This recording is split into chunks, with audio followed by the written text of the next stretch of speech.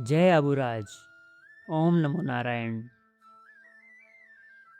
साधक संवाद की आज की चर्चा का मुख्य उद्देश्य ईशावास्योपनिषद की व्याख्या है, जिसे सरल शब्दावली में यहाँ प्रस्तुत किया जा रहा है।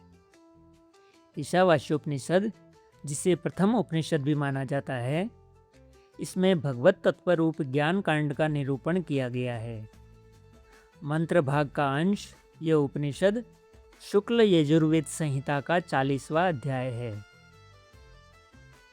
ईशावास्योपनिषद कहता है कि अखिल ब्रह्मांड में जो कुछ भी जड़ चेतन स्वरूप जगत है, यह एकमात्र सर्वशक्तिमान, सर्वज्ञ, सर्वाधार ईश्वर से ही व्याप्त है।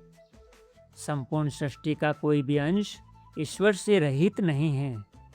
अतः ईश्वर को साथ रखते हुए, सदा ईश्वर का स्मरण करते हुए, जगत में त्याग भाव से सिर्फ कर्तव्य पालन के लिए ही विषयों का यथाविधि उपभोग करना चाहिए। अर्थात विश्व स्वरूप ईश्वर की पूजा के लिए ही कर्मों का आचरण करना है, न कि मन को विषयों में फंसने देना। इसी में मानव मात्र का कल्याण निश्चित है। साक्षी भाव में बने रहना, आसक्त नहीं होना है।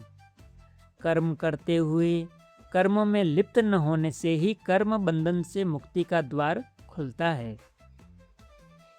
कर्म एवं ज्ञान के रहस्य को साथ समझकर अपने वर्णाश्रम एवं परिस्थिति के अनुसार शास्त्र विहित कर्मों को कर्तापन के अभिमान और राग द्वेष व फल कामना से रहित होकर यथा योग्य आचरण करने से जीवन यात्रा भी सुखपूर्वक चलती है, और इस भाव से कर्मानुष्ठान करने से अंतःकरण समस्त दुर्गुणों व विकारों से रहित होकर निर्मल हो जाता है, और भगवत कृपा से वह मानव इस मृत्युमय संसार से सहज ही तर जाता है।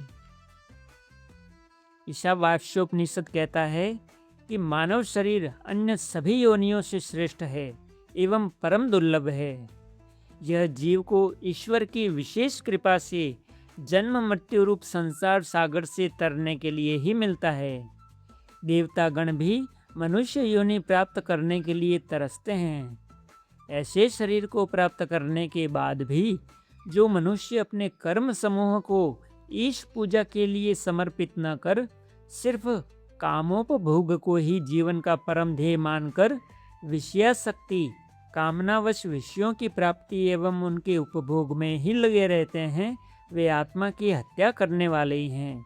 क्योंकि इस प्रकार अपना पतन करने वाले लोग जीवन को केवल व्यर्थ ही नहीं खो रहे, अपितु स्वयं को और भी अधिक कर्म बंधन में जकड़ रहे हैं। इन काम भोग परायण लोगों को चाहे वे कोई भी क्यों न हो, उन्हें चाहे संसार में कितने ही विशाल नाम, यश, वैभव व अधिकार प्राप्त हो, परंतु मृत्यु के बाद उन्हें कर्मों के फलस्वरूप बार बार कुकर, शुअर, कीट, पतंगे आदि विभिन्न शोक संतापपूर्ण आसुरी योनियों में और भयानक नरकों में भटकना पड़ता है। अतः श्री कृष्ण ने भी इसी प्रकार गीता में कहा है कि मनुष्य को अपने द्वारा अपना उद्धार करना चाहिए, अपना पतन नहीं करना चाहिए। जय आबुराज, जय गिरनारी।